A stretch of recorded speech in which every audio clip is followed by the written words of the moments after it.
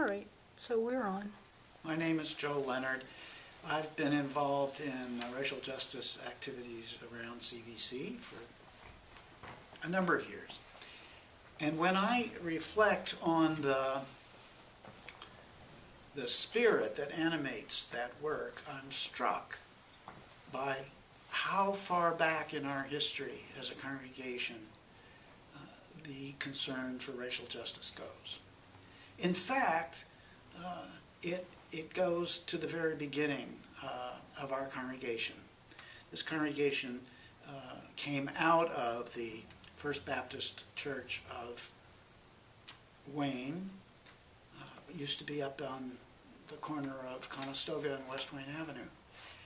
And that congregation was begun by 79 abolitionist members of the Church of the Great Valley, who in 1841 left the Church of the Great Valley to found a new congregation where they could pursue their passion for the abolition of slavery with freedom and support. And Joe, did you tell me they didn't just leave, they were asked to leave? Well, there is a story that the congregation of the Great Valley encouraged these folk and happily gave them their letters of dismissal. There actually was an abolitionist pastor of that church at that time, and who was quite a controversial fellow. And this group of 79 folk left near the end of his tenure there. So they moved to Wayne, and then some young Turks who wanted to be more centrally located, unable to persuade the largely farmers congregation that where First Baptist left amicably to found Central Baptist Church. But that abolitionist, that impulse, that desire to witness for racial justice resurfaces in the early decades of the 20th century when the youth group, noticing that there are a lot of African Americans living up on Highland Avenue who are recent immigrants from the South, looking for liberty and better economic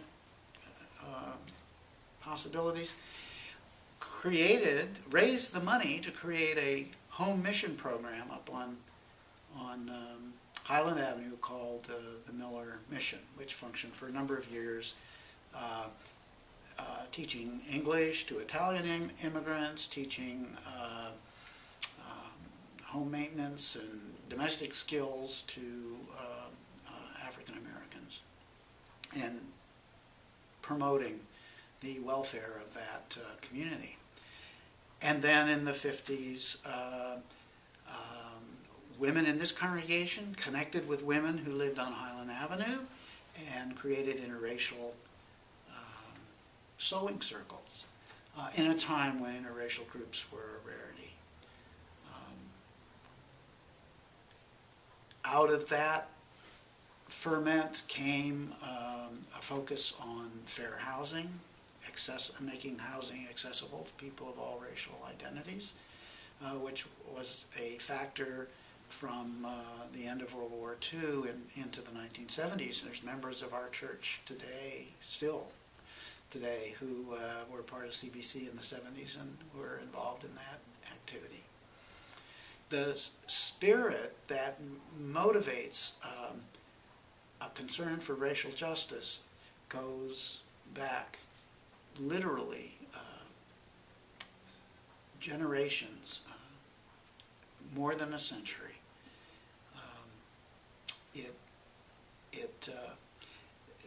The spirit reincarnates itself in each generation in terms of action on behalf of people who are the victims of discrimination, the victims of an unfair social system. Thank you, Joe.